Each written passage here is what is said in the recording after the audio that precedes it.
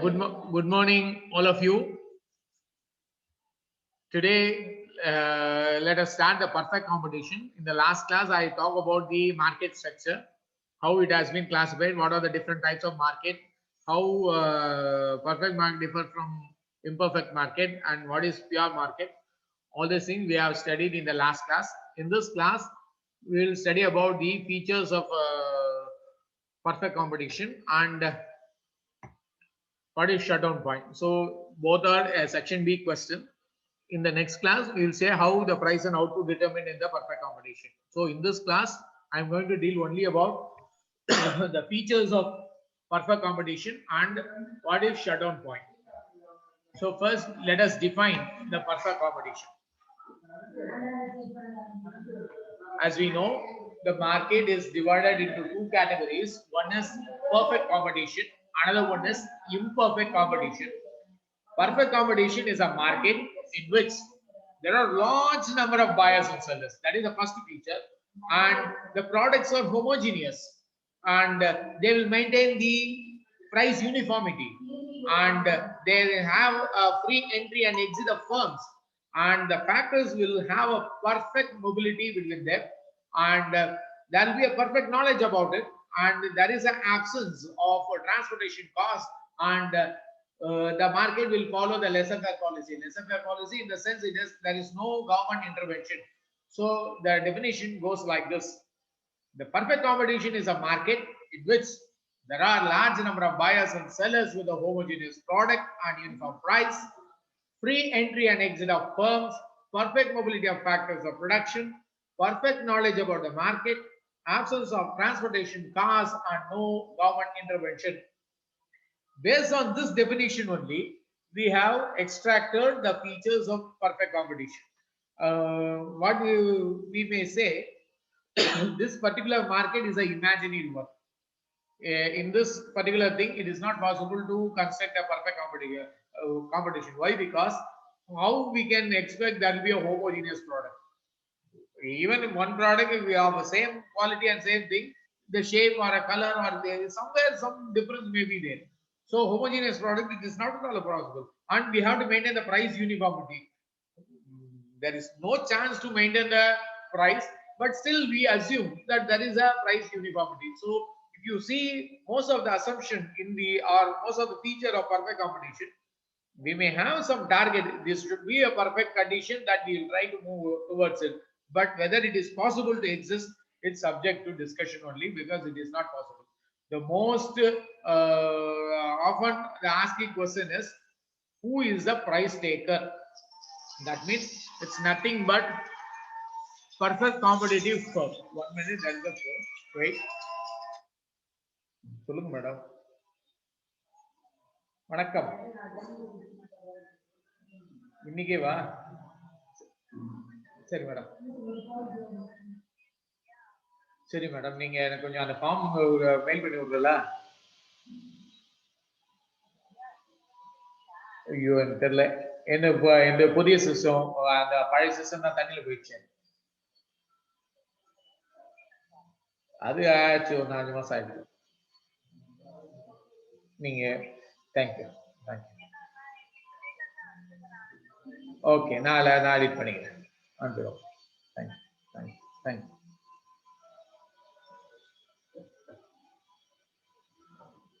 Now let us start with the features of perfect competition. There are 7 features. You cannot change the wordings. What is given in the book you should write, but the explanation, whichever way you want, you can. The first feature is there should be a large number of buyers and sellers. So understand one thing, based on the number of sellers only, we can able to classify the market easily. Suppose there is only one seller, then it is monopoly. Suppose it is few sellers, then we can say oligopoly. Suppose only 2, then it is duopoly. So based on the number of sellers only, we used to classify the market. So as far as the perfect competition is concerned, there should be a large number, large in the sense huge number of buyers and sellers should be there. Otherwise, it is not called perfect competition.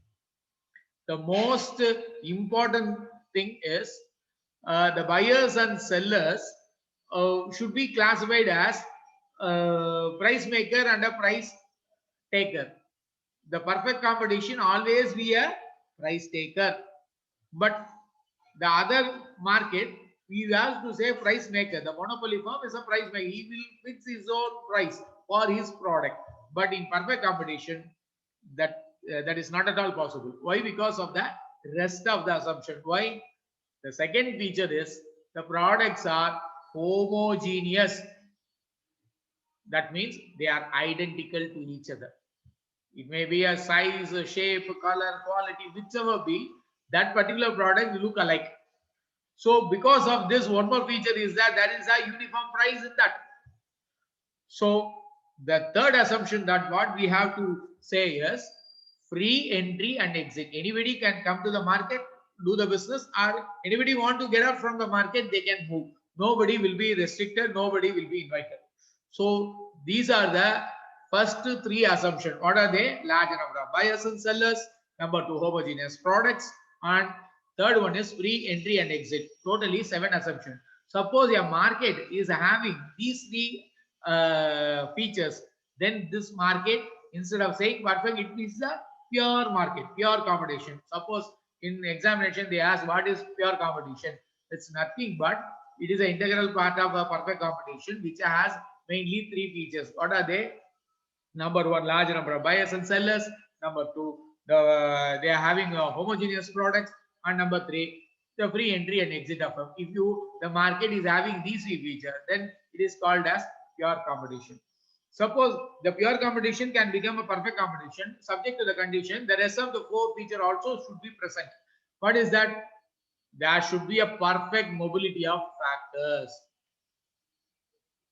There are 4 factors of the land, labor, capital, organization. So, what is the price in Pondicherry will be the price of Hyderabad. It will be a price in Delhi. So, whichever be, the factors can easily move. The labor will move free of cost. Capital will move with the free of remuneration. No other interest. There is no change because of one particular feature, price uniformity. So, we consider the perfect competition should have the mobility of factors is perfect. Then one more thing, perfect knowledge about the market, both the seller as well as the buyer. Maybe a large number of buyers who are all involved in the market, they have a very perfect knowledge about the quality of the product or prevailing price, whichever be. They will have a perfect knowledge about the market. Then last but one assumption is the absence of transportation and selling cost. Because of the price uniformity, we cannot add a transportation cost. Okay, because if we add, there will be a variation in the price. So the perfect market demands there should be a price uniformity. So we cannot consider the transportation cost or the selling cost or sales promotion cost, all type of cost. We cannot. There will be absence of transportation cost. The last feature is no government intervention. We used to call it as laissez-faire policy. That is, even the supply of raw materials or what will be the price determination, all these things, because that will be a concrete features in the perfect competition. The government has no role to regulate or control or monitor, whichever be, they will keep quiet. So when market is considered to be perfect, there is no need for the government to interfere. So that is why one of the feature of perfect competition, non-intervention of government, or no government can intervene with a market transaction. For your sake, I will repeat again. A market is said to be perfect when these 7 features are present. What are the features? The first one, you tell about the number of buyers and sellers. How many buyers and sellers? Large number of buyers and sellers. Then the second feature, you have to tell about the product. The products are identical or homogeneous in nature. Then we have to talk about the entry exit. As far as the perfect competition is concerned, there will be a free entry and exit offer. Then what will be the fourth one? A perfect knowledge about the market. And as far as the factor production is concerned, the mobility of factors is perfect. That should be a price uniformity. Then finally, no transportation cost and no intervention of government. If you write these features, then the market is called perfect competition. Based on this particular market only, we have defined the other type of market which are called imperfect market. So any market should be explained with these 7 criteria. What are they? Tell about the buyers and sellers, tell about the product, tell about the entry, tell about the price, tell about the mobility of factors, tell about the intervention of government, and tell about the transportation cost. If you say, then suppose instead of perfect competition, I will say these in the monopoly. Suppose what are the features of monopoly if you want to know? You just take these 7 criteria. What are the criteria? First, tell about the buyers and sellers. Large number of buyers and sellers means it is perfect. What we have to say? One seller with a large buyers, then it is called monopoly. Then what about their type of product? In perfect, it is homogeneous products. But in monopoly, the product either be homogeneous or heterogeneous. Why? Because there is a difference in the product. Then the third one about the entry and exit. In perfect competition, what we have to say? There will be a free entry and exit of firms. But in monopoly, entry will be prohibited, not restricted. It is prohibited. It will not allow anybody to enter the market. And next, perfect knowledge about the market in case of perfect competition. But here, only the seller know what is happening in the market. The consumer will be maintained. What to say? Most of the things are hidden for the consumer. Why? Because if you know about the market, he may become one of the seller. So he will not allow, he will not provide information. He will say only the price. The fourth factor is there is a price uniformity in the perfect competition. But in case of monopoly, we cannot say like that. Why? Because there is a price discrimination. He will sell the price the same product with a different price with a different customer. Why? He is the only supplier or he is the only manufacturer. He is the only seller. So whatever he say, that will be the price. We cannot expect uniform price. Suppose in this class, how many of you are there? Ajay Prasad. Suppose I am selling one product. The price of the product is 10 rupees. Suppose Jay Sri and Ajay Prasad are coming. Suppose Ajay Prasad is coming, what I will say? No, it's not 10 rupees, it is 15 rupees, I will say. In case Jay Sri is coming and asking, then what will be my price? It will not be 10 rupees. It will be 20 rupees because Jay Sri can afford. So at any case, I will not give the actual price, always the increased price. There will be a price increase. Suppose Suganya is coming, then I will give free of cost. Why? She is regular to my class. Tarun means I will say 100 rupees. Why? Because he actually take leave in my class. So based on my whims and fancy, I will just fix the price. What is happening? This is in monopoly. In perfect competition, it is not possible. Why? There is a price uniformity. So for your sake, I will repeat again. There are 7 features should be mentioned in the perfect competition. One is large number of buyers and sellers. Number 2, the products are homogeneous. Number 3, free entry and exit of firms. Number 4, price uniformity. Then perfect mobility of factors of production. Then perfect knowledge about the market. Then finally, non-intervention of government and absence of transportation costs. If you write these features, mark will not be reduced, full mark will be given. Now, oftenly asking one question called what is shutdown point? Actually, because of the price uniformity, we cannot say what will be the price determination under perfect competition. Only based on the level of profit, we can say the price and output determination will be measured. As far as the profit position is concerned, a perfect competitive firm has 4 different positions. One is he may gain normal profit, or he may get an abnormal profit. Sometimes he may incur with a minimum loss. But apart from these 3, there is one more point called a severe loss. Instead of minimum loss, when it is not possible to run the business, he has get out from the market, then that point is called shutdown point. That is, a perfect competition firm has the option of free entry and exit. Sometimes, instead of minimum loss, even the average variable cost will be more than the average revenue. There will be a loss of working capital.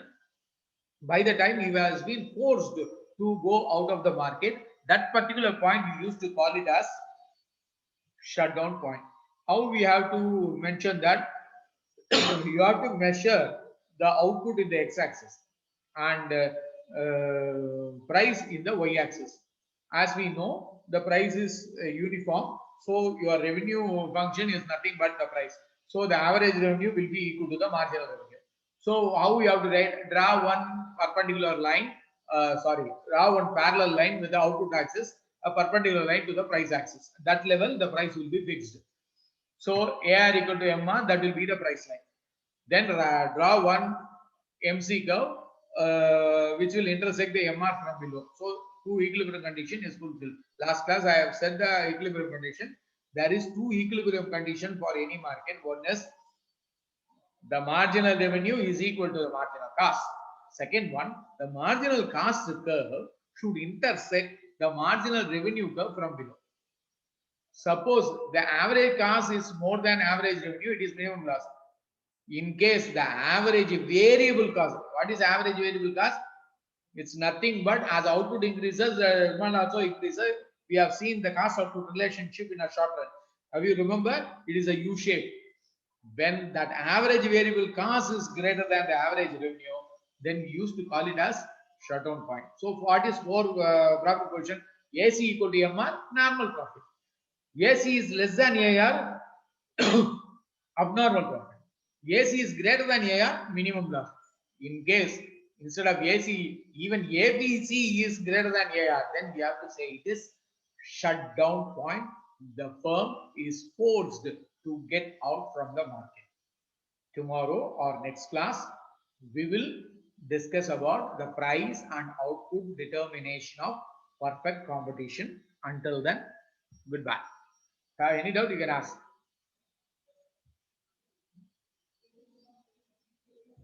Or if you type your name in the chat box.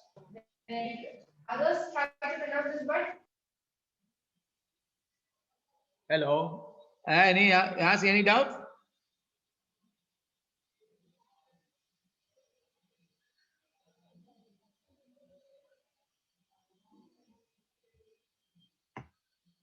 All of you, please type your name in the chat box.